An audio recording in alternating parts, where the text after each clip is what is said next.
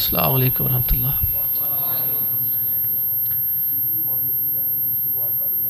نحمدہ ونصلی علی رسولہ الکریم، اما بعد فاعوذ باللہ من الشیطان الرجیم، بسم اللہ الرحمن الرحیم۔ سبحانک لا علم لنا الا ما علمتنا انک انت العلیم الحکیم۔ رب اشرح لی صدری ویسر لی امری واحلل عقدۃ من لسانی یفقہوا قولی۔ قال اللہ تعالی فی محکم تنزیلی سنشد عضدک بأخیک۔ محترم بھائیو، عزیز بزرگوں اور دوستوں، نبی کریم صلی اللہ علیہ وسلم جس دور میں مبعوث ہوئے ہیں، جس زمانے میں آپ کو نبی بنا کر بھیجا گیا ہے، اسے زمانہ جاہلیت کہا جاتا ہے۔ تاریخ انسانیت کا یہ سب سے تاریک دور ہے۔ پھر اللہ کے پیغمبر علیہ السلام مبعوث ہوئے، حضرت آقا علیہ السلام نے لوگوں کی اصلاح فرمائی۔ ان لوگوں میں بے شمار خرابیاں تھیں، اور ان خرابیوں میں سے ایک بہت بڑی خرابی تھی کہ ان کے ہاں رشتوں کا کوئی تقدس تھا ہی نہیں۔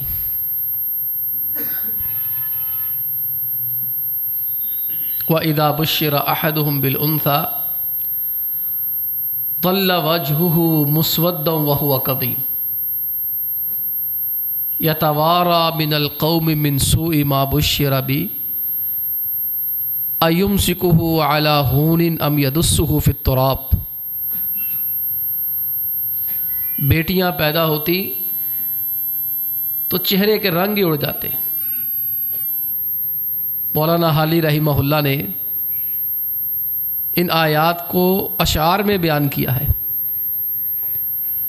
جو ہوتی تھی پیدا کسی گھر میں دختر، تو خوف شماتت سے بے رحم مادر، پھرے دیکھتی جب تھی شوہر کے تیور، کہیں زندہ گاڑ آتی تھی اس کو جا کر۔ وہ گود ایسے نفرت سے کرتی تھی خالی، چنے سانپ جیسے کوئی جننے والی۔ یہ ان کا بیٹیوں کے ساتھ سلوک، اپنی بچیوں کے ساتھ سلوک، اور مزاج میں اتنی تلخی اور کڑواہٹ تھی کہ بچوں کو پیار کرنا غلط سمجھا جاتا تھا۔ اللہ کے حبیب علیہ السلام تشریف فرما تھے، جناب حسن رضی اللہ تعالی عنہ آ گئے۔ آپ علیہ السلام نے اپنی عادت کے مبارک انہیں پیار کیا، چوما، گلے لگایا، تو قریب ایک صحابی اقرا بن حابس رضی اللہ تعالی عنہ بیٹھے ہوئے تھے۔ اب یہ نئے نئے مسلمان ہوئے تھے، اور تھے بھی جنگلات کے رہنے والے، جو کہ ذرا اکھڑ مزاج ہوتے تھے۔ بڑے حیران ہوئے کہ نواسے کو چوم رہے ہیں۔ کہنے لگے واللہ ان لی عشرۃ من الولد ما قبلت منہم احدا۔ آپ نواسا چومتے جا رہے ہیں؟ اللہ کی قسم میرے 10 بیٹے ہیں، میں نے آج تک کسی کو چوما ہی نہیں ہے۔ پھر ماں کے ساتھ زیادتیاں، باپ کی حق تلفی، یتیموں کے ساتھ برا سلوک۔ ارأیت الذی یکذب بالدین، آپ کو پتہ ہے وہ بندہ جو کہتا ہے قیامت نہیں آنی۔ فذلک الذی یدع الیتیم، یہ یتیموں کو دھکے مارتا ہے، ان کی جائیدادوں پہ قبضہ جما لیتے، ان کی جائیدادیں کھا لیتے۔ یتیمی ساتھ لاتی ہے دکھ زمانے بھر کے۔ میں اکثر یہ دعا کیا کرتا ہوں، آپ بھی کیا کریں کہ یا اللہ جب تک میری اولاد جوان نہ ہو جائے اور جب تک اپنے پاؤں پہ کھڑی نہ ہو جائے مجھے موت نہ دینا۔ یہ نہیں کہ کوئی موت سے ڈر لگتا، اللہ معاف فرمائے، ایسی بات کوئی نہیں ہے، لیکن یتیمی ساتھ لاتی ہے دکھ زمانے بھر کے، سنا ہے باپ سر پر ہو تو کانٹا بھی نہیں چبھتا۔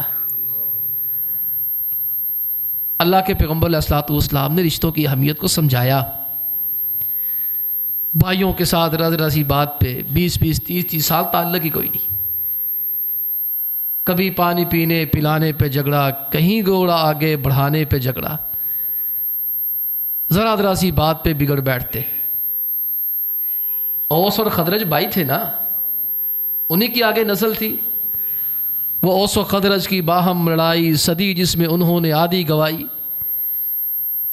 آپس میں جناب ایک دوسرے کے ساتھ لڑائیاں جھگڑے شریکے، بیواؤں کے ساتھ بڑا برا سلوک کیا جاتا۔ کوئی عورت بیوہ ہو جاتی تو مرد کا کوئی بھی رشتہ دار اس کے سر پہ چادر رکھ دیتا، اب وہ ساری زندگی کے لیے بغیر نکاح اس کی رکھیل بن کے اس کے ساتھ رہتی۔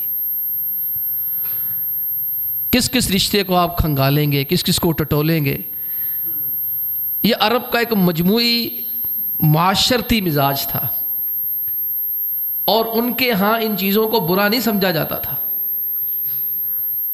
اور اگر ہم اپنے معاشرے کے اندر آئیں تو آپ یقین کریں گے، ہم ان رشتوں کی صورتحال جب دیکھتے ہیں ہم یہ کہنے پہ مجبور ہو جاتے ہیں کہ ہم بھی اسی زمانہ جاہلیت کے اندر ہی جی رہے ہیں۔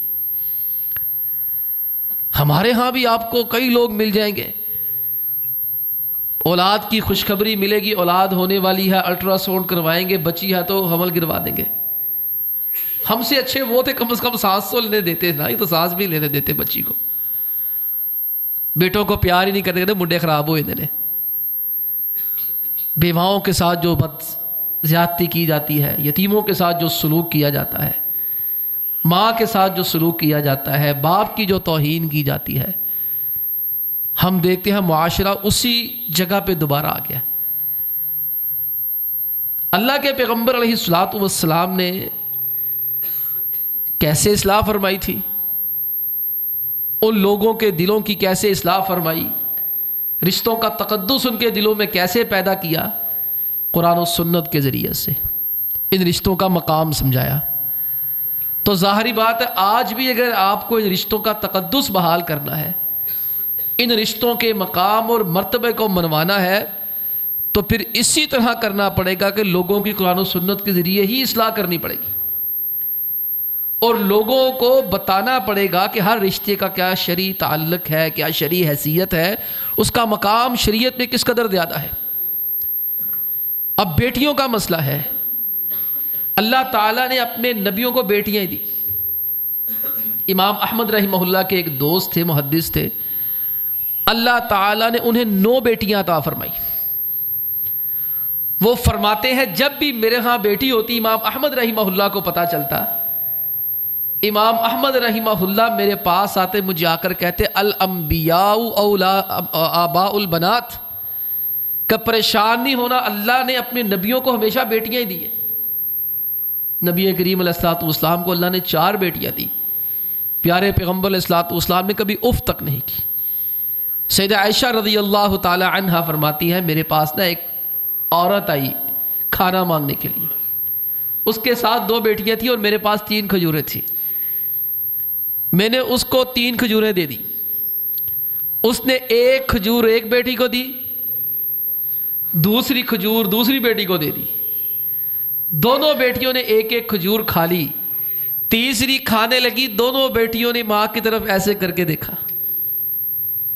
ماں ہوتی ہے نا، وہ تو اپنا نوالا توڑ کے دے دیتی ہے بچوں کو۔ تو کسی شاعر نے کہا تھا نا، پنجابی شاعر نے، سکھیاں نال میں کھیڈن گئی سی تے ٹوٹ گئیاں میریاں ونگاں۔ سکھیاں نال میں کھیڈن گئی سی تے ٹوٹ گئیاں میریاں ونگاں، ماں ہوندی تے ہور چڑھاندی پیو کو مانگدی سنگا۔ मां हुंदी ते होर चढ़ांदी, सखियां नाल मैं खेडन गई सी, टुट गईयां मेरियां वंगां, मां होंदी ते होर चढ़ांदी, प्यो को मंगदी संगा। उसने माँ की जानिब ऐसे करके देखा, उस माँ ने उसी वक़्त खजूर के 2 टुकड़े किए, एक खजूर का टुकड़ा एक बेटी को दिया, दूसरा खजूर का टुकड़ा दूसरी बेटी को दिया। अब ये कहाँ मंजर कभी देखे गए थे मक्के के अंदर या मदीने के अंदर? ये मनाजिर तो कभी देखने में मिले ही नहीं थे ना। तो सय्यदा आयशा रज़ी अल्लाह ताला अन्हा फरमाती हैं, अल्लाह के हबीब अलैहिस्सलातु वस्सलाम रात को तशरीफ़ लाए, मैंने सारा वाक़या गोश गुजार किया कि इस तरह 3 खजूरें दी थी, एक एक बेटी को दे दी, बेटियों ने माँ की जानिब देखा तो माँ ने वो भी आधी आधी करके दे दी। अल्लाह के नबी अलैहिस्सलातु वस्सलाम ने कहा, आयशा अल्लाह ने उस औरत को उस एक खजूर के बदले में जन्नत अता कर दिया। ये बेटियों का मकाम समझाया। मैं जिसको अल्लाह 2 बेटियां दे दे, जिसको अल्लाह 2 बेटियां दे देता है ना, मैं वो उन बेटियों की परवरिश करता है, अच्छी तरबियत करता है, अच्छी तालीम देता है, और फिर फरमाया उनको तहजीब तमीज़ सिखा कर, तालीम दिलवा कर, देखभाल के रिश्ते करता है। अब तो बेटियों को बोझ समझा जाता है ना कि बेटियां पैदा हो गई हैं तो बोझ है, 3-4 हो गई हैं तो 15-20 साल की शादी 40 साल के साथ कर दो, जान छुड़ाओ। देखो वो कहती हैं, अल्लाह के नबी सल्लल्लाहु अलैहि वसल्लम फरमाते हैं, जिसको अल्लाह 2 बेटियां अता फरमा देता है वो उन बेटियों की तरबियत अच्छी करता है, तमीज़ सिखाता है, तहजीब सिखाता है, दीन की तालीम देता है, घर के काम काज सिखाता है, मेहनत करके उसके लिए अच्छे नौजवान तलाश करके शादी कर लेता है, कर देता है शादियाँ। मैं जन्नत में मेरे साथ वो यूँ होगा, जन्नत में मेरा साथ उसको यूँ मिल जाएगा। तो ये किस लिए बयान किया गया है? अल्लाह के बंदो, ताकि बेटियों का तकद्दुस पामाल ना हो, उनको बोझ ना समझा जाए, बताया जाए कि अल्लाह के बंदे ये तुम्हारे लिए बोझ नहीं है, बल्कि ये तुम्हारे लिए जन्नत में जाने का एक रास्ता अल्लाह ने अता कर दिया है। फिर बहनों के साथ ज़्यादतियाँ, बेवाओं के साथ ज़्यादतियाँ, यतीमों के साथ ज़्यादतियाँ, आज ऐसा होता नहीं है। किसी को घर मिला हिस्से में या कोई दुकान आई, मैं घर में सबसे छोटा था, मेरे हिस्से में माँ आई। आज ऐसा हो जाता है। दारुल इफ्ताह के अंदर मैं बैठता हूँ और बड़े दिलसोज वाक़यात, ऐसे ऐसे वाक़यात, शर्मनाक वाक़यात पेश आते हैं जो पेश बताए भी नहीं जा सकते, और ऐसी ऐसी जुल्म और सितम की कहानियाँ सुनने को मिलती हैं, अल्लाह की कसम सच्ची कहानियाँ, कि बंदा दुख में और परेशानी में आ जाता है कि यार मैं इसके दुख का मदावा भी नहीं कर सकता। वो अपना दुख सुनाकर हमें टेंशन दे जाते, हमें फिक्र पड़ जाती है। आप अंदाज़ा कीजिए, अब रिश्तों को बहाल करना है तो बहनों की अहमियत बताई गई। और एक रिवायत में आता, आप अलैहिस्सलाम फरमाते, जिसको अल्लाह 3 बहनें अता कर दे, ऐसा हो जाता है ना, माँ बाप फौत हो जाते हैं, माँ बाप फौत हो जाते हैं ना, तो बहनें घर में आने छोड़ देती, उनको पता होता हमें किसी ने पूछना नहीं है। माँ मरे ते पेका मरदा, प्यो मरे कर वेला। माँ मरे ते पेका मरदा, प्यो मरे कर वेला, शाला वीर विछड़ना किसी दे उजड़ जांदा ही मेला। अब बेटियां कहाँ आती हैं उसके बाद? वो माँ के होने तक तो आती रहती हैं, लेकिन माँ के बाद, बाप के बाद वो किसको मिलने के लिए जाए, उनको समझ नहीं आती। वो इंतज़ार ही करती रहती हैं, शायद भाई बुलाए तो हम फिर चले जाएं। अल्लाह के नबी सल्लल्लाहु फरमाते हैं, जिसको अल्लाह 3 बहनें अता कर देता है, उसके ऊपर जिम्मेदारी आ गई, बाप छोड़ के फौत हो गया। 3 बहनों की फरमाया वो कफ़ालत करता है, और फरमाया 3 बहनों की वो शादियाँ भी अच्छी जगह पे करता है, तलाश करके वो जन्नत में मेरे साथ इस तरह होगा जैसे मेरी ये 2 उंगलियाँ। और यतीमों का माल खाते, आना वक़ाफ़िल यतीम फ़िल जन्नति हाकदा, मैं और यतीम जन्नत में ऐसे साथ साथ होंगे। आप अलैहिस्सलाम यतीम थे ना, तो आप अलैहिस्सलाम को यतीमी के दुख सारे पता थे। अल्लाह के नबी अलैहिस्सलाम ने यतीमों के जो हुकूक बयान फरमाए हैं, शारहीन ने उसकी तौजीहात मुख्तलिफ की हैं। उसमें यह भी लिखा है कि इतनी बारीक जाकर अल्लाह के नबी अलैहिस्सलाम ने جو یتیموں کی کفالت کا کہا، جو آیات نازل ہوئی اس بارے میں، اللہ کے نبی علیہ الصلوۃ والسلام اصل میں یتیمی کی زندگی کا تجربہ کر چکے تھے، آپ کو پتہ تھا کہ یتیمی کا دکھ ہوتا کیا ہے، یہ اس لیے بیان فرمایا گیا عزیزو۔ اب ماں کی شان، ماں کی فضیلت، یہاں جو ہے وہ باتیں بڑی ہو جاتی ہیں، لیکن حقیقت میں جو ماں ہے نا وہ عجیب ہی چیز ہے۔ یہ ان کو احساس ہے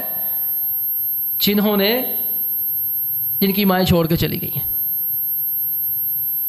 ماں کے بغیر اللہ جانتا ہے گھر بالکل ویران ہو جاتا ہے، بالکل جیسے سناٹا چھا جاتا ہے۔ ڈاکٹر صاحب 2-2.5 ہفتے پہلے میں نے گھر تبدیل کیا، جب سامان باہر نکال رہے تھے تو میری بیگم نے کہا وہ امی روندی پئی ہے۔ میں پریشان ہو گیا، میں کیا گیا، حالانکہ والدہ سے سب سے پوچھ کے بنایا، تو میں اندر سمجھانے کے لیے گیا، میرا اپنا بھی حوصلہ ختم ہو گیا۔ وقت خوش کاٹنے کا مشورہ دیتے ہوئے رو پڑا وہ آپ خود کو حوصلہ دیتے ہوئے۔ تو میں نے ایسے جا کے جب والدہ کو پکڑا، میں نے کہا جی کیا بات ہے، خیر ہے؟ رونا شروع ہو گئی، تو چھڑ کے چلا۔ تو میں نے کہا نہیں میں کہاں چھوڑ کے جا رہا ہوں، میں تو ساتھ والے محلے جا رہا ہوں، اپنا گھر بنایا۔ میں کہا ماں جی پہلے تہاڈا ایک گھر سی، ہن تہاڈے 2 ہو گئے، آپ کیوں پریشان ہوتی ہیں؟ ہم وہاں چلے تو گئے ہیں، لیکن اللہ کی قسم ہے مزے ہی سارے ختم ہو گئے۔ وہ سناٹا چھا گیا گھر میں، وہ بات پہ ہنگامہ، بات پہ شور شرابہ، بچوں کو ڈانٹنا، بچوں کو جھاڑنا، تھپڑ لگانا، برا بلا کہنا۔ اللہ جانتا ہے جیسے سکون ہی ختم ہو گیا سارا۔ پتہ نہیں کون لوگ ہیں جو کہتے ہیں اسی کلے ہو کے سکون چاہ گئے، پتہ نہیں کون سے ایسے بے وقوف ہیں یا کون سے ایسے پتھر دل والے ہیں جو یہ کہتے ہیں کہ اسی اتھوں علیحدہ ہو کے سکون چاہ گئے ہیں۔ اللہ کے نبی علیہ الصلوۃ والسلام نے ماں کی شان بیان فرمائی، جس ماں کی عزت نہیں کی جاتی تھی، احترام نہیں کیا جاتا تھا، ان کو روتا چھوڑ دیتے، پرواہ نہیں کرتے۔ اللہ کے پیغمبر علیہ الصلوۃ والسلام کے پاس صحابی آئے، جناب جاہمہ السلمی رضی اللہ تعالی عنہ۔ اللہ کے نبی علیہ الصلوۃ والسلام وہ میں آپ کے ساتھ جہاد کرنے آیا ہوں، بڑے فخر سے بتایا میں آپ کے ساتھ جہاد کرنے آیا ہوں، امی ابو روندے سی، میں پرواہ کسے نہیں کی تھی، کتنے فخر سے بتایا۔ امی ابو رو رہے تھے، میں نے پرواہ کوئی نہیں کی، ماں رو رہی تھی، میں روندی ہوئی ہے، میں اللہ ہی رات جانا، میں دینی خدمت وہاں سے چلنا۔ آپ علیہ السلام نے منہ پھیر لیا، فرماتے دائیں طرف کا منہ پھیر لیا، بائیں طرف پھیر لیا۔ میں نے بائیں طرف آ کر جب بات کی آپ نے منہ پھیر لیا، میں سیدھا آ گیا۔ جب 30 مرتبہ میں نے کہا اللہ کے نبی علیہ الصلوۃ والسلام میں آپ کے ساتھ جہاد کرنے آیا ہوں، ماں رو رہی تھی، میں پرواہ کوئی نہیں کی تھی، میں کہا اللہ امت ماں قربان کر دینے، ماں کی کیا بات ہے، امت کی مائیں رو رہی ہیں، میں ان کے لیے جاتا ہوں۔ امت کی ماؤں کی فکر پڑ گئی اپنی ماؤں کی فکر کم تھی، جس نے پیدا کیا تھا اس کی فکر ہی کوئی نہیں۔ آپ فرمایا وہی حق الزم رجلیہا فثم الجنہ، میرے ساتھ جہاد کرنا چاہتے ہو، جنت چاہتے ہو نا، جا اپنے ماں کے قدموں میں جا کے بیٹھ جا، وہاں تمہاری جنت اللہ نے رکھی ہوئی ہے۔ محدثین نے اس کے اوپر بھی نقطے بیان فرمائے ہیں، یہ کیوں نہیں کہا کہ ماں کے پاس چلے جا، ماں کی خدمت کر، اس میں جنت ہے، یہ لفظ کیوں بولا الزم رجلیہا، اس کے قدم جا کے پکڑ لے، اس کے پاؤں میں جا کے بیٹھ لے، جنت وہاں ہے کہ کسی کے پاؤں میں پڑنا انتہائی ذلت ہوتی ہے، کہ ماں کے آگے جتنا ذلیل ہو جاؤ گے، جتنا حقیر اور فقیر ہو جاؤ گے، اتنی اعلیٰ اللہ تمہیں جنت عطا کر دے گا۔ اب دیکھیں ہمارے ہاں یہ ہے، کوئی تصور ہے، وہ جو دین کے لیے ماں کو رلایا نا، تو آپ علیہ الصلوۃ والسلام نے وہ بات پسند نہیں فرمائی، جو دنیا کے لیے ماں کو رلاتے ہیں ان کا کیا بنے گا، ان بیچاروں کا کیا بنے گا، آپ سوچیں، کبھی آپ دیکھیں، غور کریں کہ میری وجہ سے کہیں میری ماں تو نہیں رو پڑی، میری وجہ سے، میری کسی بات سے انہیں کوئی ایسی تکلیف تو نہیں پہنچ گئی کہ اس نے کچھ بھی نہیں کہا بس رو دی۔ وہ کسی شاعر نے کہا تھا نا، کچھ اس طرح سے میرے گناہوں کو وہ دھو دیتی ہے، ماں بہت غصے میں ہوتی ہے تو رو دیتی ہے۔ ہم غصے میں انہوں رونا ہی آتا بس، یا اگوں رو کے بکھا دیتی ہے۔ یہ مائی نے جڑی گل منانی ہوتی ہے کوئی ڈرامے کرنا شروع کر دیتی ہے، اگوں رونا شروع کر دیتی ہے۔ اس کے پاس اور ہے ہی کیا کہ جس کے آنسو تمہارے قدم نہ روک سکے، جس کے آنسو تمہیں غلط کام سے نہ روک سکے، ماں کے نہ روک سکے، پھر تم کہاں جاؤ گے؟ ماں کا رتبہ، ماں کی شان۔ ایک صحابی آئے، انی اصبت ذنبا عظیما فہل لی من توبہ، اللہ کے پیغمبر علیہ الصلوۃ والسلام بہت بڑا گناہ کر بیٹھا ہوں، اللہ مجھے معاف کر دے گا؟ پیارے پیغمبر علیہ الصلوۃ والسلام نے یہ نہیں فرمایا کہ ہاں اللہ تمہیں معاف کر دے گا، میں حل لک من تیری ماں ہے، تیری ماں ہے؟ میں نے جی امی فوت ہو گئی ہے۔ حل لک من خالہ، او کو ماسی ہے، یہ خالہ زندہ ہے، میں فبر رہا، جا ماں نہیں ہے اپنی خالہ کے ساتھ اس نے سلوک کرو، اللہ تیرے سارے گناہ معاف کر دے گا۔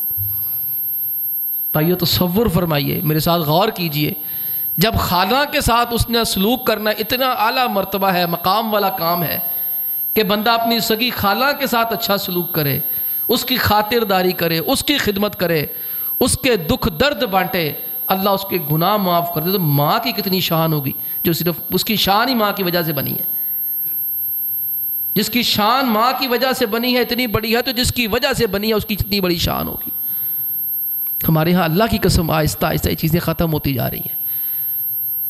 ایسے ایسے کیس آتے ہیں۔ پھر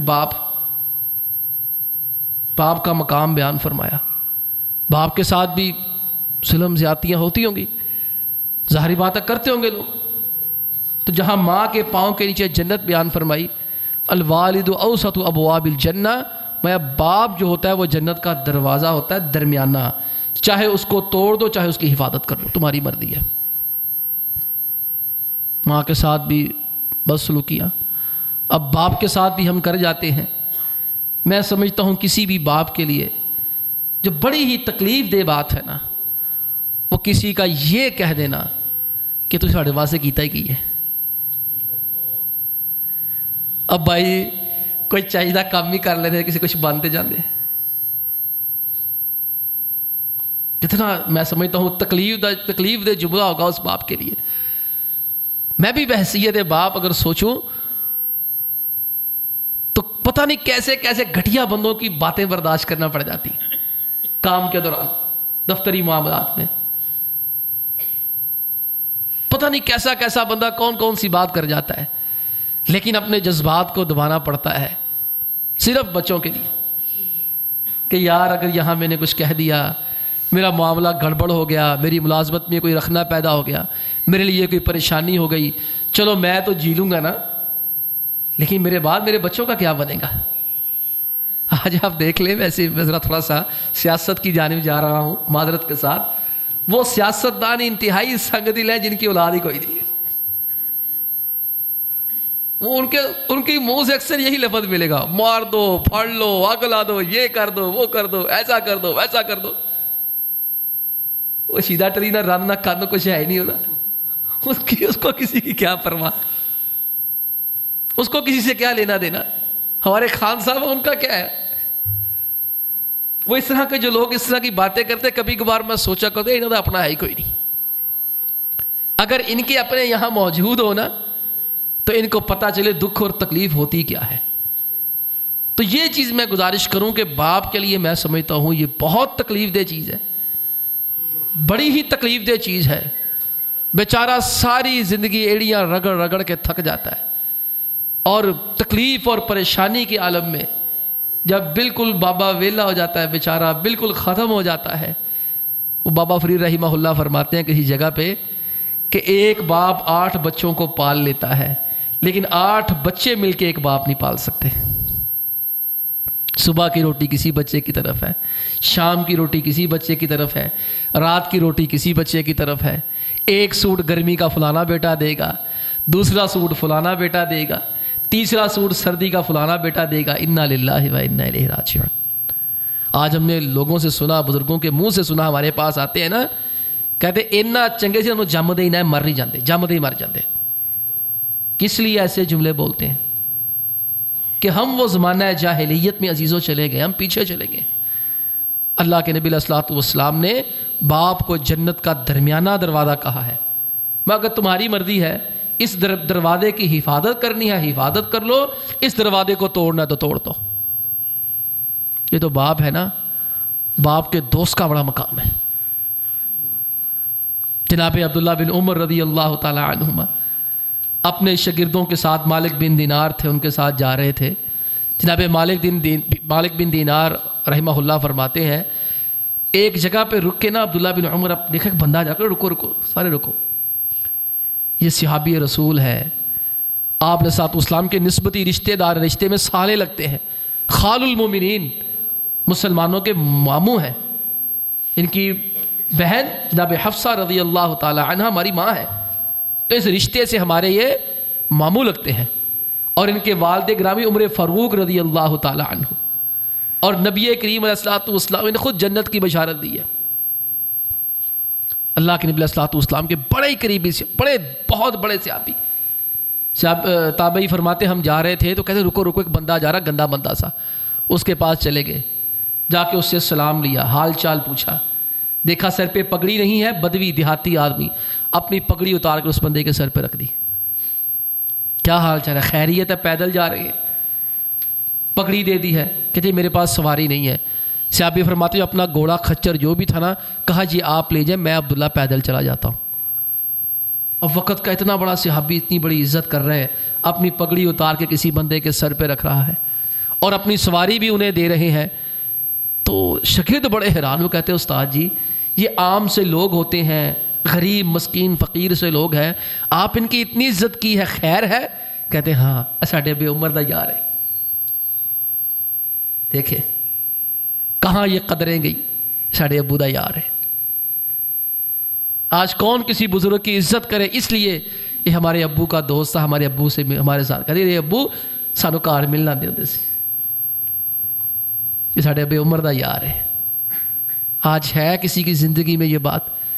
کسی بزرگ کی صرف اس لیے تکریم کرے، عزت کرے، احترام کرے، اسے ملنے جائے، اس کے ملنے پہ خوش ہو، اس کو ویلکم کرے، اس کو تحفہ دے، اس کو اپنی پگڑی اپنی دستار اتار کر دے، اس کی ضرورت پوری کرے، کس لیے؟ یہ ساڈے ابے دا یار ہے۔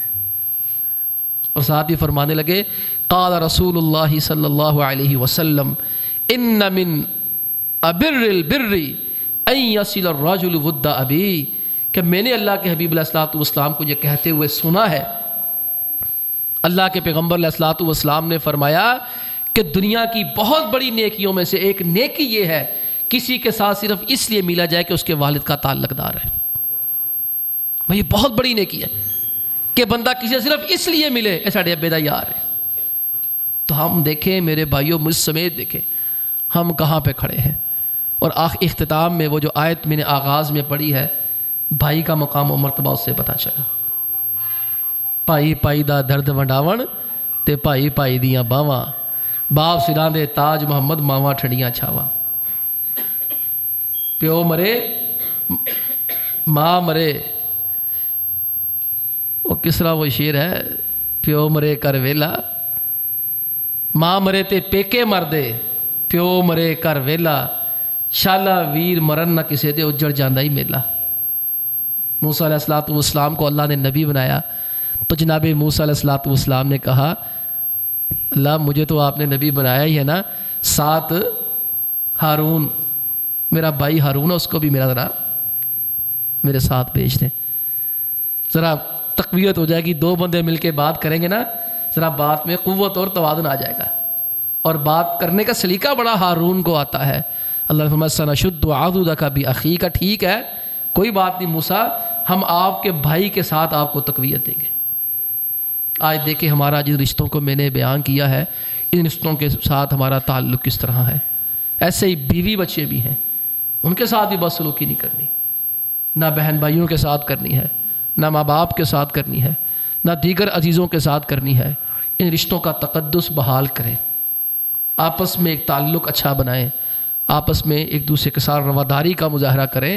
شکوے ہو جاتے ہیں، گلے ہو جاتے ہیں، یہ کہاں نہیں ہوتے، لیکن ان کو بنیاد بنا کر ایک دوسرے کو سال ہا سال تک نہ ملنا، اور پھر مرنے کے بعد جب مر جاتے ہیں پہلے بڑا کوئی نہیں، یہ چار پائی پئی ہوندی ہے، کفن دیتا ہے، اٹھ میں نے ایک واری گل کر لے، تب روتے ہیں ایک واری میں نہ گل کر، ایک واری دیہ میں آ گیا، دیہ میں آ گئی ہیں، وہ کیا فائدہ؟ وفا کی لاج رکھ لیتے، منا لیتے تو اچھا تھا، انا کی جنگ میں اکثر جدائی جیت جاتی ہے۔ اس لیے میری گزارش یہی ہے، جو یہاں حضرات موجود ہیں میرے سمیت، یہ باتیں واقعی بڑی کٹھن ہیں، بڑی مشکل ہے کہ آپ کے ساتھ زیادتی بھی ہو، آپ کے ساتھ جو ہے وہ آپ کے لیے پریشانیاں بھی پیدا کی جائیں، آپ کے لیے دکھ درد کا سامان بھی کیا جائے، آپ کے بچوں کے رشتے بھی توڑوائے جائیں، آپ کے لیے خلاف ایک محاذ بھی کھڑا کیا جائے، لیکن آپ بالکل مطمئن ہو کر کھڑے رہیں اور اللہ کی رضا کے لیے اس طرح کا سلوک کریں جیسے جناب یوسف علیہ السلام نے اپنے بھائیوں کے ساتھ کیا تھا، اور اللہ کے حبیب علیہ السلام نے مکے والوں کے ساتھ کیا تھا۔ اللہ سے دعا ہے کہ اللہ تعالیٰ کہنے والے کو، سننے والوں کو عمل کرنے کی توفیق عطا فرمائے۔ وآخر دعوانا ان الحمد للہ رب العالمین۔